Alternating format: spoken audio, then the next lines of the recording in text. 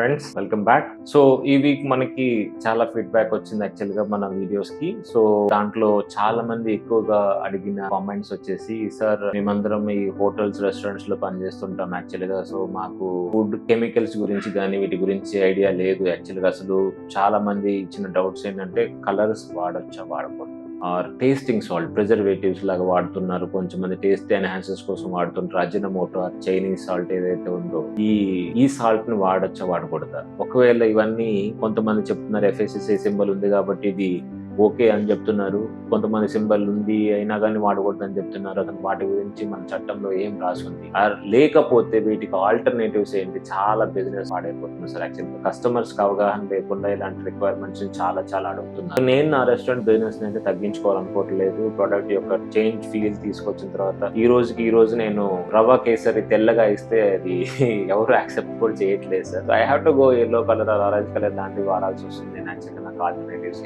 Chicken tikka నేను actual గా red colour కాకుండా నేను మామూలుగా వైట్ కలర్ ప్లెయిన్ కలర్ లో ఇస్తే ఎవరు కన్సిడర్ చేయట్లేదు. సో నాకు ఆల్టర్నేట్స్ ఆర్ సజెషన్స్, నేను కేసుల నుండి డీవియేట్ చేయదలుచుకోలేదు, లీగల్ ఇష్యూస్ నేను అసలు డిస్టర్బ్ చేయదలుచుకోలేదు, నాకు సొల్యూషన్స్ ఏంటి, ఇలాంటి బేసిక్ కామెంట్స్ వస్తున్నాయి. సో అందుకే మనం ఈ video prime focus hotels and restaurants లో కలర్స్ వాడచ్చా వాడకూడదు, వాడితే ఏంటి, ఇదే కాన్సెప్ట్ మీద ఫోకస్ చేస్తున్నాం మనం. సో ఫుడ్ ఇండస్ట్రీ రిక్వైర్మెంట్ కంపల్సరీగా క్వాలిటీ అనే దానికి అపియరెన్స్ అనేది చాలా ఇంపార్టెంట్. ఫుడ్ అపియరెన్స్ మనం బాగా లేకపోతే బిజినెస్ అనేది చాలా వీక్ గా ఉంటుంది. ఎందుకంటే కస్టమర్ అట్రాక్షన్, కస్టమర్ మన విండో దగ్గరికి రావాలి, మన ప్రోడక్ట్ దగ్గరికి రావాలి అంటే సో ఓన్లీ అతనికి ముందు ఫోకస్ చేయాల్సింది ఐ అపీల్. ఈ ఐ అపీల్ అంటే అతను ప్రోడక్ట్ చూసిన వెంటనే దీన్ని ఆర్డర్ చేసుకోవాలి, నాకు నచ్చాలి అనుకున్న కాన్సెప్ట్ అయితే కలర్ ఆఫ్ ఫుడ్ కింద కన్సిడర్ చేస్తాం.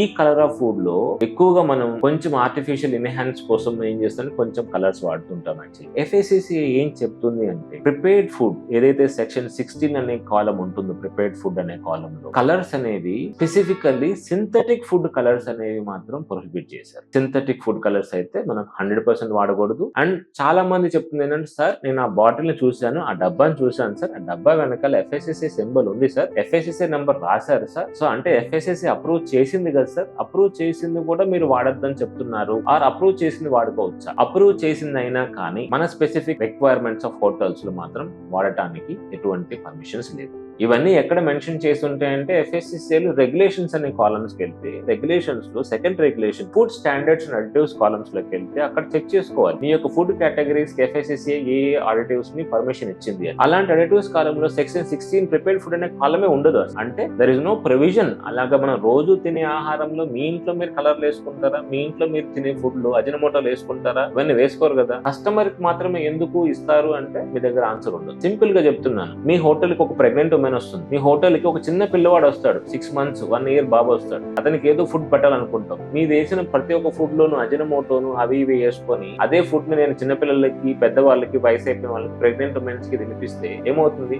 మీరు కావాలంటే చూసుకోండి, మీ ప్యాకెట్స్ మీద రిస్ట్రిక్షన్స్ ఉంటాయి. యాక్చువల్ గా అజినోమోటో మీద అయితే వెరీ క్లియర్ గా రాసి ఉంటాయి, ప్రెగ్నెంట్ ఉమెన్స్ కి సజెస్ట్ చేయటం లేదు, చిన్న పిల్లలకి, ఇన్ఫాంట్స్ కి సజెస్ట్ చేయరు ఈ ప్రోడక్ట్ ని అని చెప్పేసి అంటుంది. మీరు చెప్పేది ఏంటి సార్, చిన్న మోతాదు సార్, చాలా కొంచెం వాడుతుంటాను, నేను ఒక గ్రామ్ వాడుతుంటాను సార్ అని చెప్పేసి అంటుంటారు. యాక్చువల్లీ ఒక ½ స్పూన్ వేస్తుంటాను సార్ అని. But industry says it's no, FSSAI చెప్తుంది వాడనేకూడదు అని చెప్తుంది. యాక్చువల్గా ఎందుకు వాడచ్చు, ఎక్కడెక్కడ వాడచ్చు అంటే yes, bakery industries, nutraceuticals or వేరే డిఫరెంట్ ఇండస్ట్రీస్ ఉంటాయి. యాక్చువల్గా కలర్స్ కానీ, బెవరేజెస్ ఇండస్ట్రీస్ కానీ, వీటిల్లో కొద్ది మోతాదు, very little amount, 100 milligrams per kg an average. కొన్ని ప్రోడక్ట్స్ అయితే 70 కూడా ఉంటాయి, కొన్ని ప్రోడక్ట్స్ 50 milligrams కూడా ఉంటాయి. 1 kg రిక్వైర్మెంట్ కి సింథటిక్ ఫుడ్ కలర్స్ కి ఇచ్చిన అప్రూవల్. బట్ ఇండస్ట్రీ, హోటల్ ఇండస్ట్రీకి అయితే కంప్లీట్లీ నో, అస్సలు వాడకూడదు.